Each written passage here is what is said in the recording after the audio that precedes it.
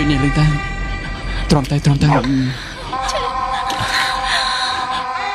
ឡូវជប់ណាស់ហើយជាគិតលីពួកឯងទៅវិញសិនហើយនួននៅទីនេះសិនហើយណាបងទៅក្រៅមកផ្លែសិនចាជួយខ្ញុំផងយាយចាំមកផ្លែខ្ញុំទៅយកចន្លោះយាយតែជំងឺនាងយ៉ាងម៉េចដែរជំងឺនាងបើផឹកថ្នាំនឹងត្រូវនឹងជាតែបើផឹកមិនត្រូវយ៉ាប់ហើយតើយាយនិតឯងជួយជូនយាយទៅគ្នានឹងមើលខៀវចាប់ទៅតោះយាយ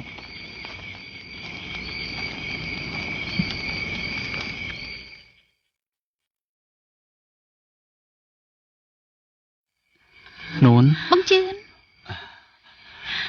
បានហើយអូនឆាប់ទៅសម្រាប់ទៅទួយបងមើលខៀវបានហើយអូននេះហត់ច្រើនហើយណាចាខៀវ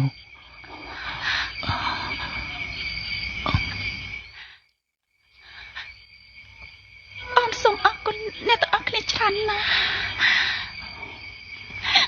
តែ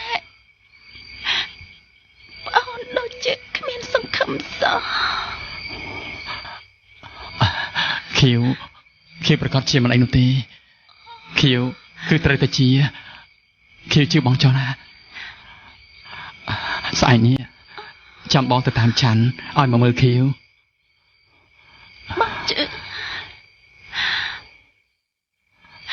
មិនបាច់ទេ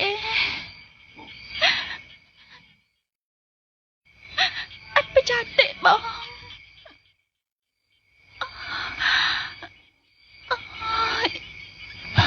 កុំខំនិយាយច្រើនពេកសម្រាប់យកកម្លាំងទៅបងនៅក្បែរខៀវរហូត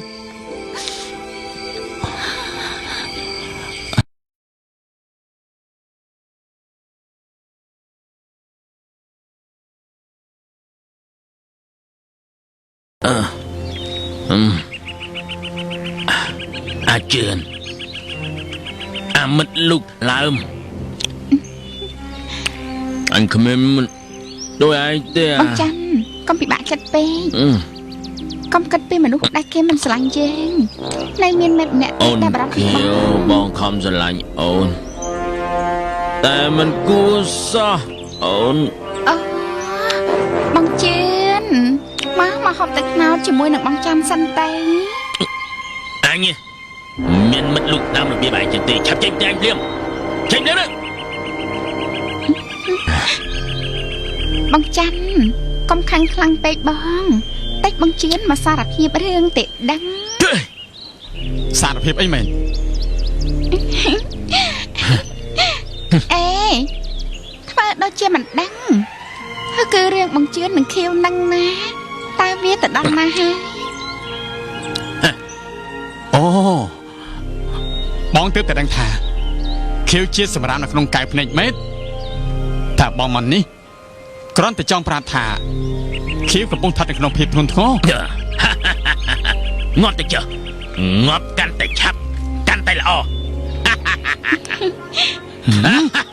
ច័ន្ទអូយបងច័ន្ទ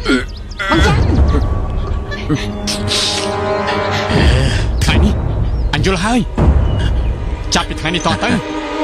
អញនឹងអញមានមិត្តភក្តិអីទៀតទេបងច័ន្ទទៅបាត់ទៅបងច័ន្ទបានហើយអូយអូយបងអូតាមតិចទៅបងអាចជឿនហើយចាំមើលទុកដឹងគ្នាទេបងកុំស្រែកខ្លាំងអូយចាក់ពុកលេងក្តៅដើម្បីកុំឲ្យពុកគាត់ពិបាកចានមើលច័ន្ទកាលពីថ្ងៃមិញមានរឿងអី